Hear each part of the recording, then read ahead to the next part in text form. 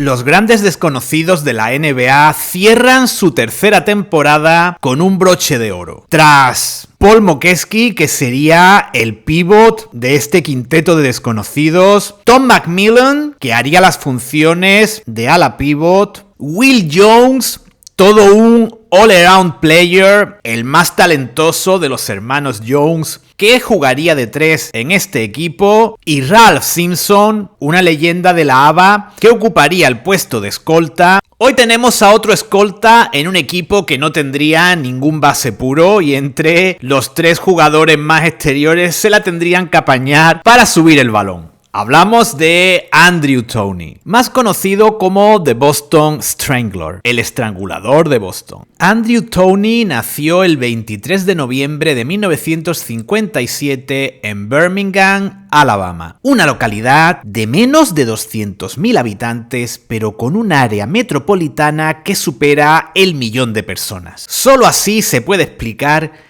que hasta 25 jugadores de la NBA en diferentes épocas de la historia hayan nacido en Birmingham, Alabama. Mitos ACB como Mike Ansley, jugadores NBA actuales como Trey Jamison, al que no tengo el placer de conocer, estrellas funky de los 70 como Larry Cannon, y jugadores más o menos coetáneos de Andrew Toney como T.R. Dunn, Buck Johnson o Ennis Wadley. Por tanto, lo que queda clarísimo es que en las calles de Birmingham, Alabama, se jugaba un muy buen baloncesto. Y tras probablemente aprender buena parte de sus trucos y movimientos en algún pick-up game en las calles de Birmingham y quién sabe, probablemente coincidiendo con alguno de los jugadores antes mencionados, Toney accede al Charles B. Glenn High School de su localidad. Y tras pulir el juego anárquico de la calle con la disciplina del high school, da el paso al baloncesto universitario, siendo reclutado por la Universidad de Luisiana. Toney se une a los Raging Cajuns en 1976 con la difícil misión de hacer olvidar a la auténtica estrella del baloncesto no solo de los Raging Cajuns de Luisiana,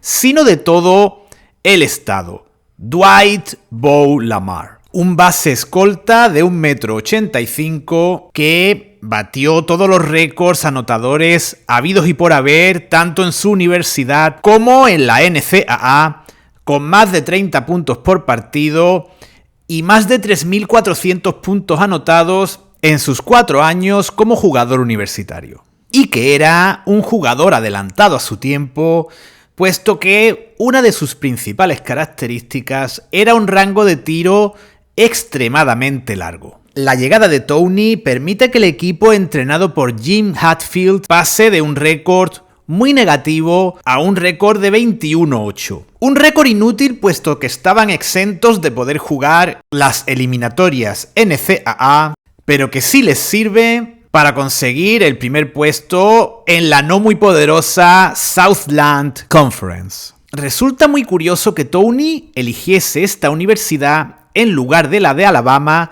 puesto que estaban sancionados y ese primer puesto de la Southland no les permitió jugar el torneo de la NCAA.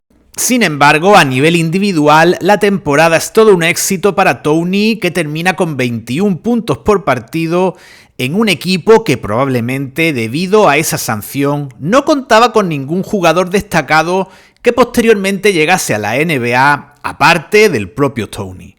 La siguiente temporada discurre de forma similar.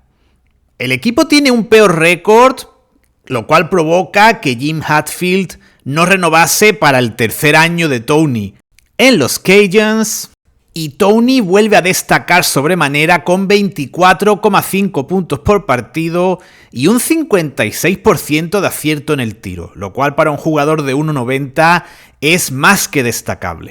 La temporada 78-79 está marcada por la llegada del entrenador Bobby Pascal. El roster no tiene mejoras significativas y Toney sigue madurando y tiene unos números similares a los de su segunda temporada. Esto nos lleva a la temporada 79-80, el año senior de Toney en los Raging Cajuns. El equipo sigue sin tener ningún jugador destacado, aparte de Tony. Podríamos destacar, por dar un nombre, a Dion Rainey, que fue compañero de Tony durante esos 4 años, y a Kevin Figaro, un jugador con un nombre muy rimbombante y que llegó a jugar en la CBA. Y volvemos a tener a una Louisiana que no llega al torneo NCAA. Probablemente esa sea la espina de Tony durante este periodo universitario, pero sus 26 puntos por partido le permiten finalizar 4 brillantísimos años que le permiten quedar en segundo lugar entre los anotadores de Louisiana, tan solo por detrás del antes mencionado Dwight Bowlamar. Tony es elegido por segunda vez mejor jugador de su conferencia, trofeo que consiguió en 1978 y en 1980. No consigue ese galardón en el 79 porque se lo arrebata David Lawrence, un jugador que en la temporada 87-88 jugó en el Taurus. Sin embargo, la temporada es algo accidentada para Andrew Toney. Llega al mes de enero con unos promedios cercanos a los 30 puntos, pero a partir de ahí comienza a tener problemas físicos, se pierde varios partidos por lesiones y ya da muestras de ser un tipo realmente atípico porque se pierde un 5.º partido en esa temporada. Y no es debido a problemas físicos, sino a que consigue graduarse antes de tiempo en 3 años y medio. Así que no tiene ninguna duda en dejar momentáneamente el equipo mientras estaban de gira por el oeste y volver a Luisiana para la ceremonia de graduación, en el caso de Tony, como profesor de educación física. Y por si fuera poco, nada más terminar esos estudios, inicia su graduación en supervisión y administración de empresas. Por lo tanto, hablamos de un tipo que, aparte de inteligente en la cancha, era muy inteligente fuera de ella. Lógicamente, el impacto de la ausencia de Tony es extremo y el equipo pasa de un récord de 21-4 con Tony en la cancha a un récord de 0 victorias, 5 derrotas sin él. Por tanto, parece claro que con Tony en la cancha en esos encuentros, su universidad en ese año senior sí habría llegado a la fase final de la competición. Resulta curioso ver cómo, tras estos 4 años, la comparación que se establecía con Tony no era respecto a Dwight Bowlamar, sino un jugador más alto y mucho más poderoso como Calvin Natt.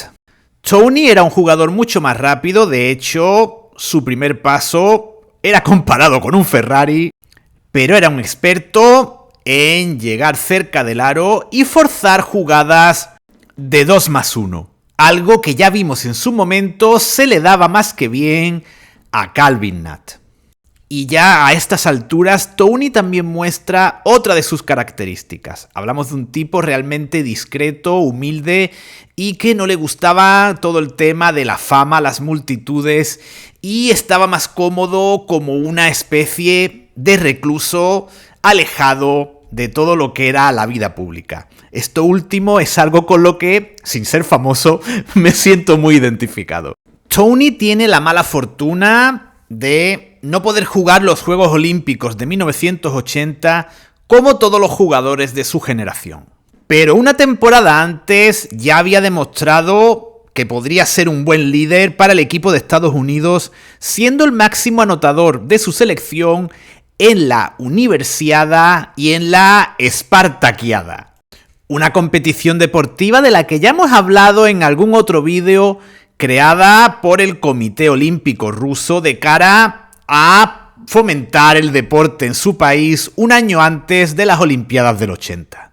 Llega por tanto el momento de cruzar el Ecuador y de dejar atrás la etapa amateur de Tony y pasar a analizar su etapa profesional que se inicia con su elección en el draft de 1980. Y como podéis ver, los scouts veían a Tony como un jugador ofensivo, rápido, pero que también aportaba con robos y con asistencias como norma habitual. Con todas estas características, Toney como número 8 del draft es un regalo caído del cielo para los vigentes subcampeones, los Philadelphia 76ers. Un equipo que precisamente en la posición de escolta es donde estaba más necesitado ante los problemas físicos de Doug Collins. Toney se reparte los minutos con Lionel Hollins, un jugador que podía sustituir tanto a Maurice Cheeks como al propio Toney, y aunque es el octavo jugador en número de minutos en esa temporada, ya juega hasta 57 partidos como titular. Como dato curioso, el segundo jugador por detrás del Dr. J que más minutos juega en temporada regular en esos Sixers es el recientemente recordado por nosotros Caldwell Jones. En 23 minutos por partido, Toney promedia 13 puntos y 3 asistencias por partido, pero creo que este es un caso en el que la proyección a 36 minutos puede ser realmente útil. Toney se iría en este caso a 20 puntos, 3 rebotes, casi 6 asistencias por partido y más de un robo en cada noche jugada. En playoffs, la aportación de Toney es similar y contribuye a otra campaña exitosa de los Sixers. Tras finalizar la regular season con un récord de 62-20, exactamente el mismo récord que los Celtics, Toney tiene una buena actuación en la victoria por 2-0 en primera ronda de playoffs de los Sixers frente a los Pacers. Pero el siguiente rival iba a ser mucho más complicado. Unos Milwaukee Bucks que habían terminado la temporada con un récord de 60-22. Por tanto, probablemente Boston, Filadelfia y Milwaukee fuesen los 3 grandes colosos en esa temporada. Filadelfia necesita 7 partidos para imponerse en el séptimo y por la mínima 98-99, y la actuación de Toney es más discreta y de hecho en el séptimo partido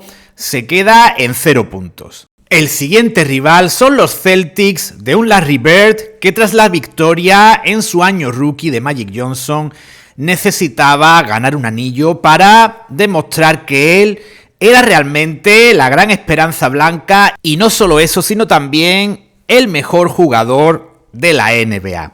Título que a estas alturas se disputaban básicamente 3 jugadores: Moses Malone, Magic Johnson y Larry Bird. Con permiso, por supuesto, de un Kareem Abdul-Jabbar al que aún le quedaba cuerda para rato. Y en una temporada en la que los Lakers están en fuera de juego y en la que los equipos candidatos son hasta 3. En el este, los antes mencionados Sixers, Celtics y Bucks. La final de conferencia este se convierte en una final anticipada de la competición. Los Celtics ganan el primer partido jugado en casa, jugado en el Garden, por 105-104. Y probablemente, a pesar de la derrota de los Sixers, este sea el partido en el que comience a nacer la leyenda del estrangulador de Boston. Y de hecho, tras este metraje que nos acompaña ahora mismo, que pertenece al récord anotador de Toney, 46 puntos frente a los Lakers,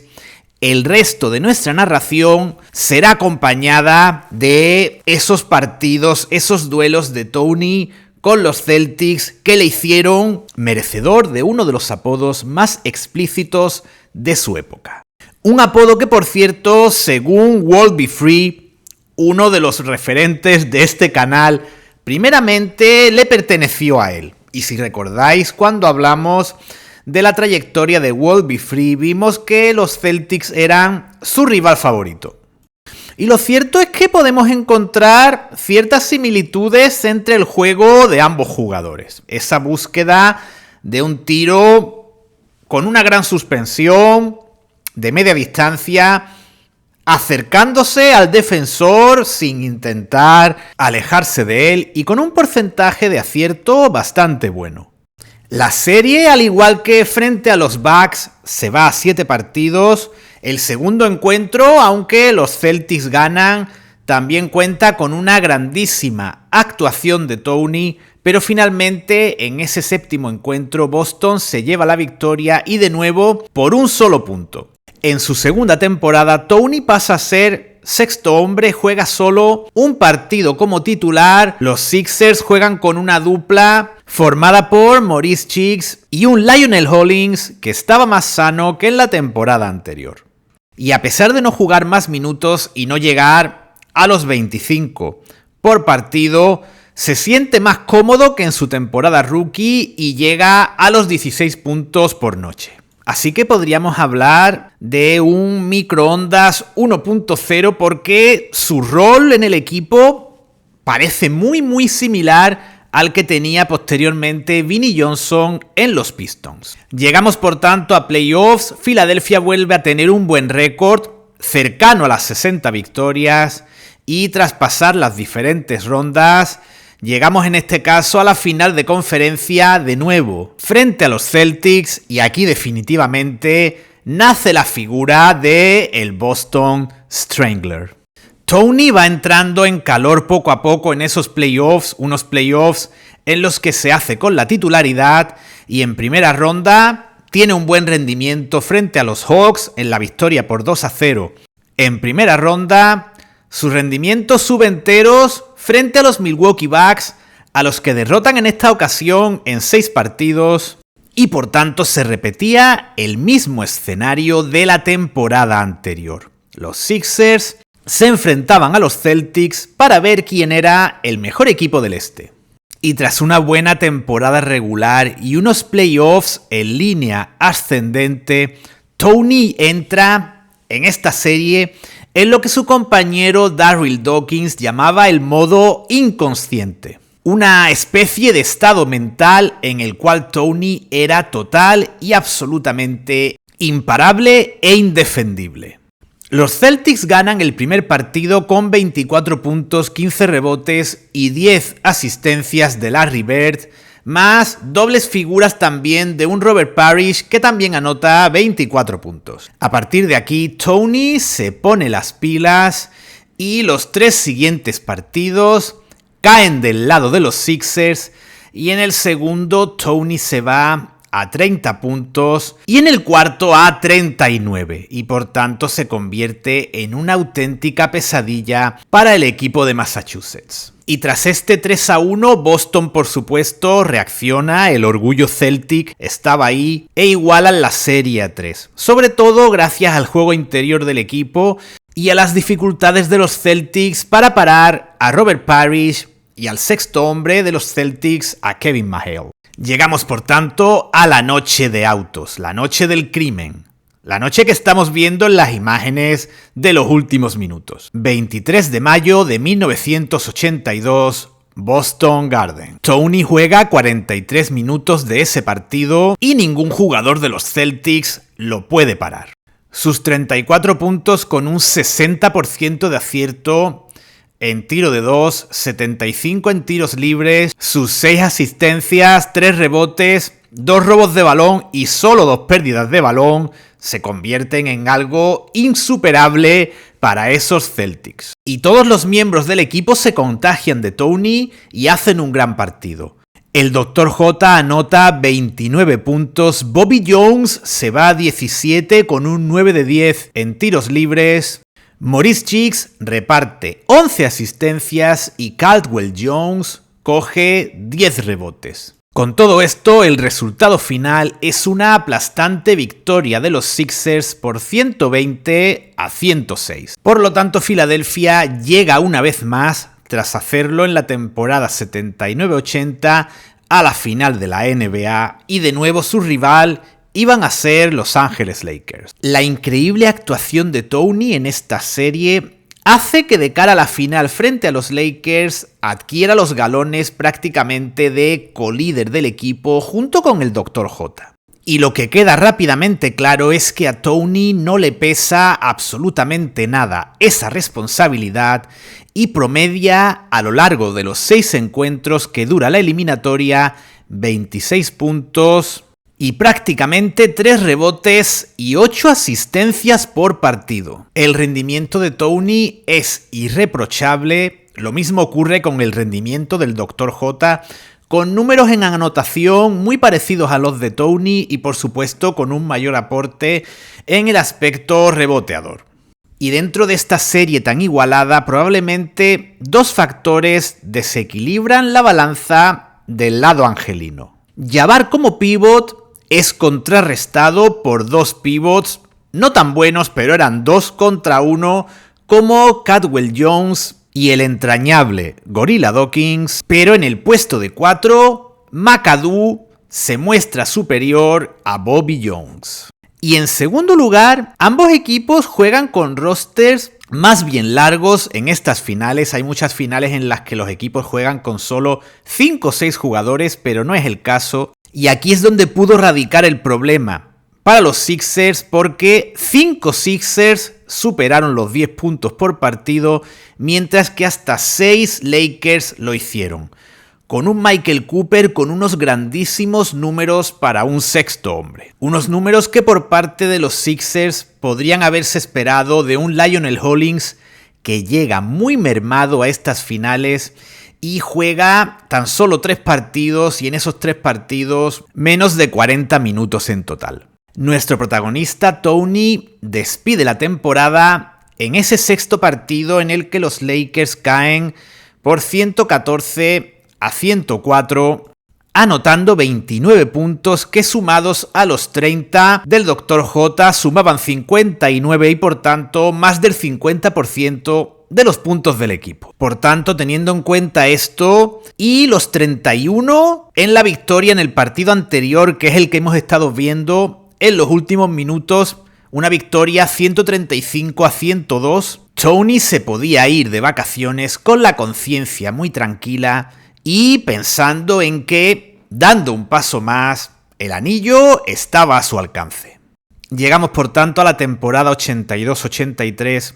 Toney sigue progresando, se convierte en titular indiscutible y como muestra de agradecimiento a esta confianza se va prácticamente a los 20 puntos por partido y es elegido para jugar por primera vez el All-Star Game. Filadelfia aglutina en esa temporada uno de los equipos más poderosos de los 80. Y hablando de esta década, eso es mucho decir.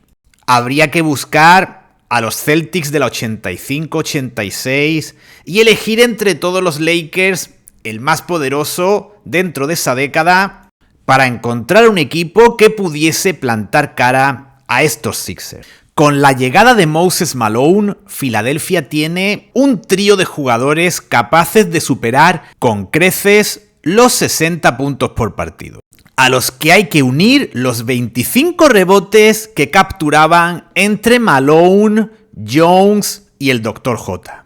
Por tanto, con la estabilidad que proporcionaba Billy Cunningham sentado en el banquillo y un larguísimo elenco de obreros que hacían su labor sin rechistar, como Clemon Johnson, Reginald Johnson, Mark Iavaroni, y con Maurice Cheeks como director de orquesta, Filadelfia termina la temporada regular con un récord de 65-17 y la cosa va incluso a mejor en los playoffs.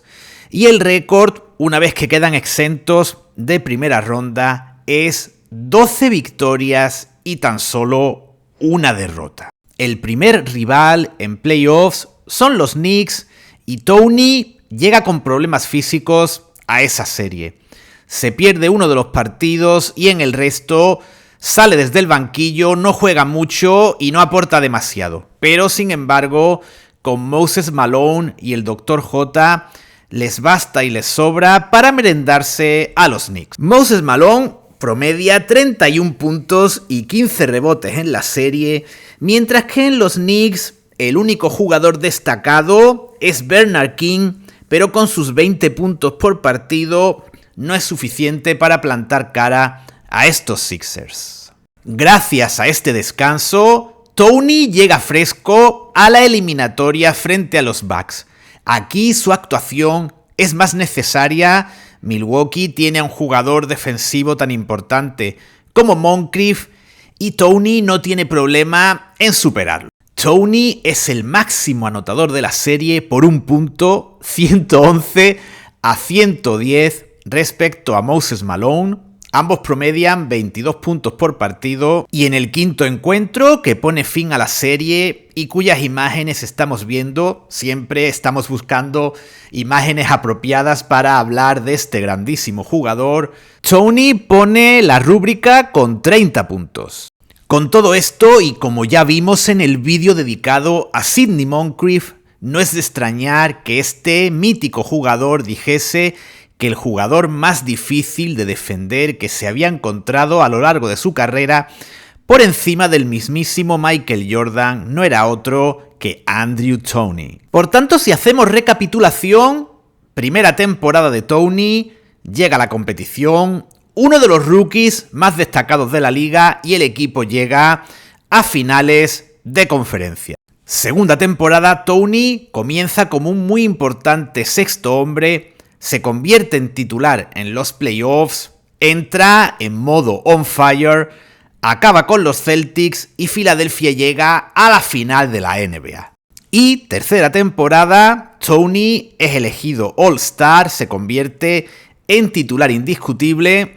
No hay enfrentamiento con Boston, aunque probablemente los habrían barrido igualmente. Y se repite por tercera vez en la década la final Lakers-Sixers, una final en las dos veces anteriores ganada con cierta comodidad, aunque hasta avanzar bastante en la serie por los Lakers.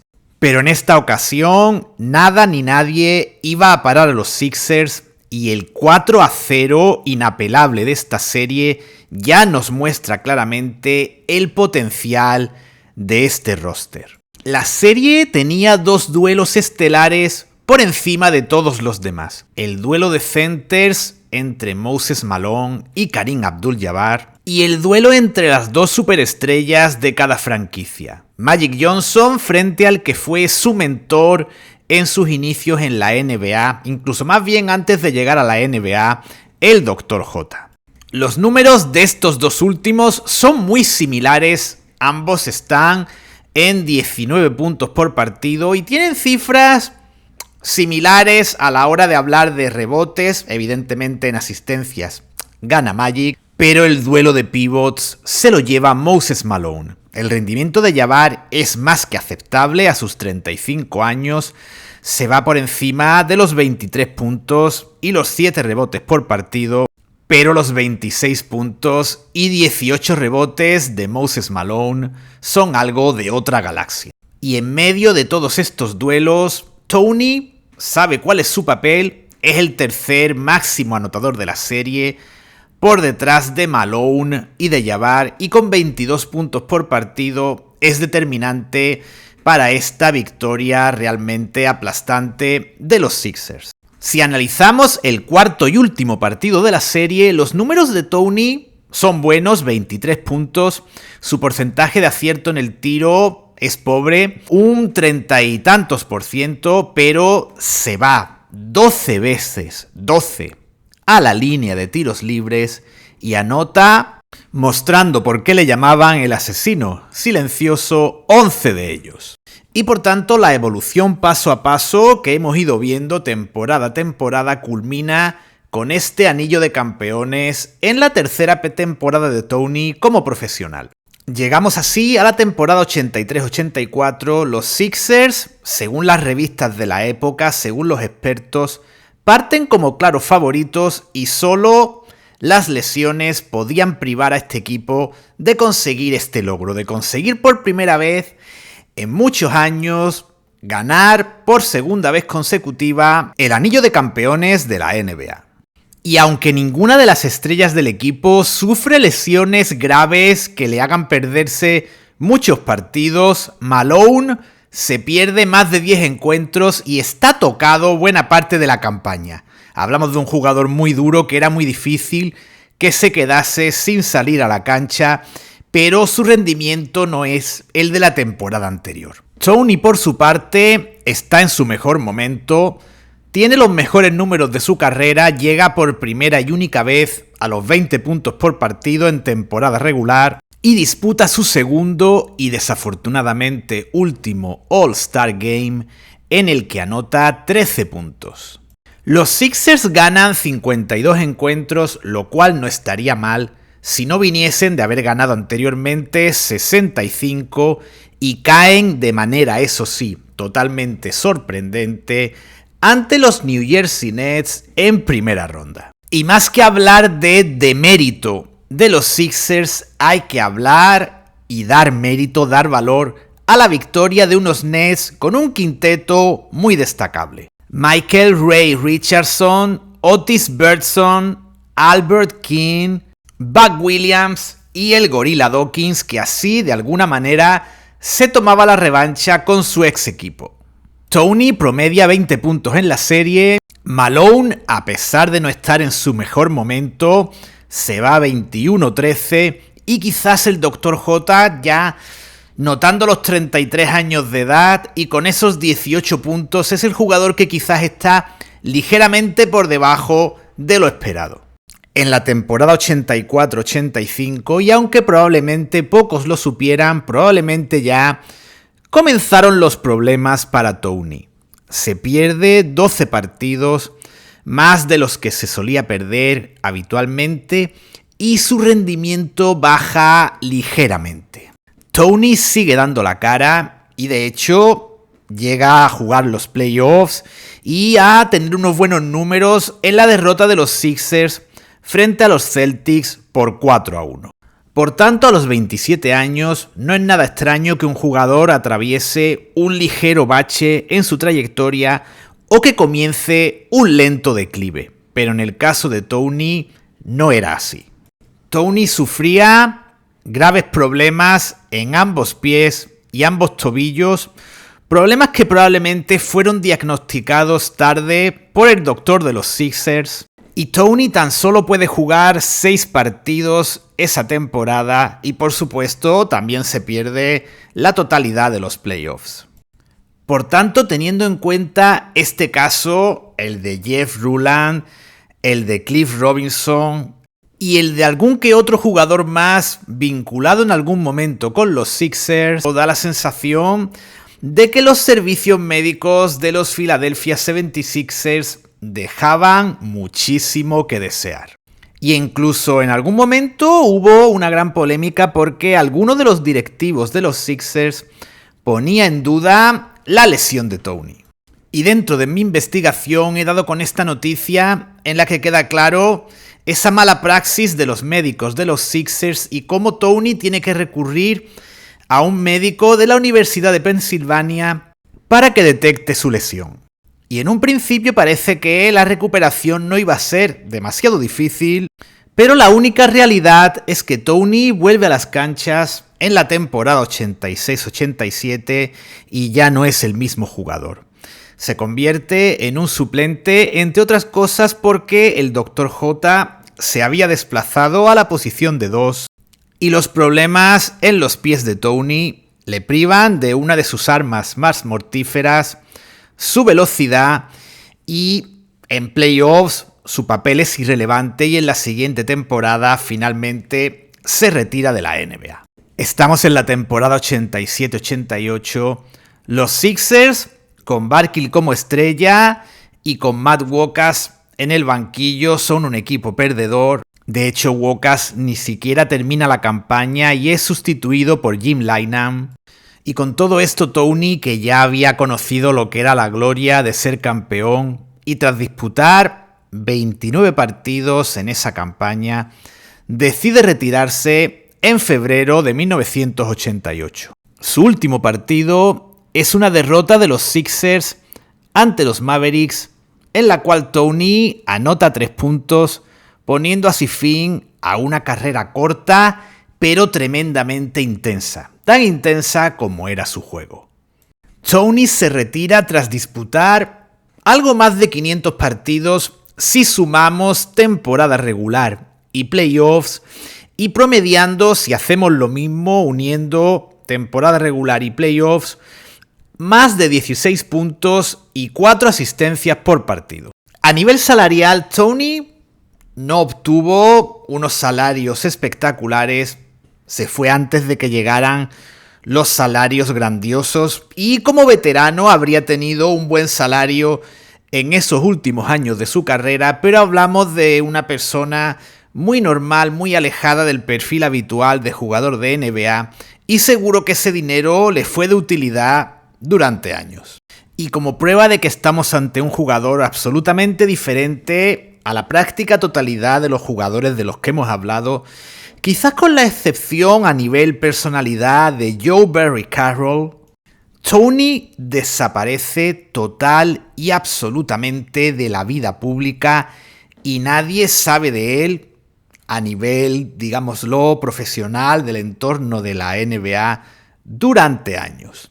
Se traslada a vivir a Atlanta y allí comienza a ejercer como profesor. De hecho, en alguno de los vídeos que he descargado para este documental, alguno de sus alumnos hace un comentario en el vídeo e indica que se trata de una persona con una personalidad excepcional y que lo había marcado para el resto de su vida gracias a ser su profesor en algún momento de su etapa, creo que de secundaria.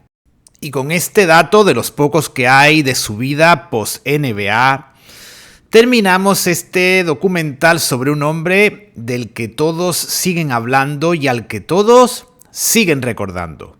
Cuando hablo de todos aquellos que jugaron contra él o lo vieron jugar en aquel entonces. Un hombre del que sigue habiendo multitud de leyendas, multitud de historias y multitud de recuerdos, como por ejemplo los de un Larry Bird, que lo considera uno de los dos jugadores más temibles a los que se enfrentó. El otro era Dios vestido de jugador de baloncesto.